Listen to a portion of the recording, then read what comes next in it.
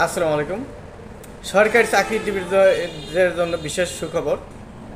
তাদের দৈনন্দিন খরচ বেড়ে যাওয়ায় প্রায় 14.5 লক্ষ সরকারি চাকরিজীবীকে মহার্ঘ ভাতা দেওয়ার সিদ্ধান্ত নিয়েছে সরকার। খুব শীঘ্রই এ সংক্রান্ত নির্দেশনা জারি করা হবে।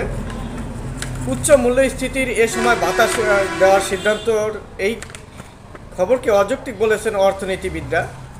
আর মহার্ঘ ভাতা বৃদ্ধির খবরে দ্রব্যমূল্যের দাম আরও বাড়বে বলে আশঙ্কা করছেন সাধারণ জনগণ। বাংলাদেশ পরিসংখ্যান ব্যুরোর মতে প্রায় 16,98,28,911 জন জনসংখ্যা, যার মধ্যে বেসামরিক প্রশাসন সরকারি চাকরিতে কর্মরত আছেন প্রায় 14,43,518 জন, অর্থাৎ মোট জনসংখ্যার 1% কম মানুষকে মহার্ঘ ভাতা দেওয়ার সিদ্ধান্ত নিয়েছে সরকার। সাম্প্রতিক জনপ্রশাসন মন্ত্রণালয়ের সিনিয়র সচিব মোখলেসুর রহমান তিনি বলেছেন যে চলতি অর্থবছরই মহার্ঘ ভাতা দেওয়ার পরিকল্পনা করা হচ্ছে।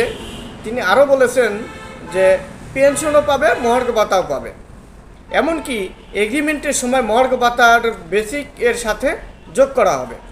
মহার্ঘ ভাতা দেওয়া নিয়ে ক্ষুদ্র প্রতিক্রিয়া জানাচ্ছেন সাধারণ জনগণ। তারা বলেছেন যে বেতন বৃদ্ধির জাতকলে পিষ্ট হবেন তারা। প্রায় 14 লক্ষ সরকারি চাকরিজীবীকে মহার্ঘ ভাতা দিতে বছরে প্রায় 5,000 কোটি টাকা গুনতে হবে সরকারকে।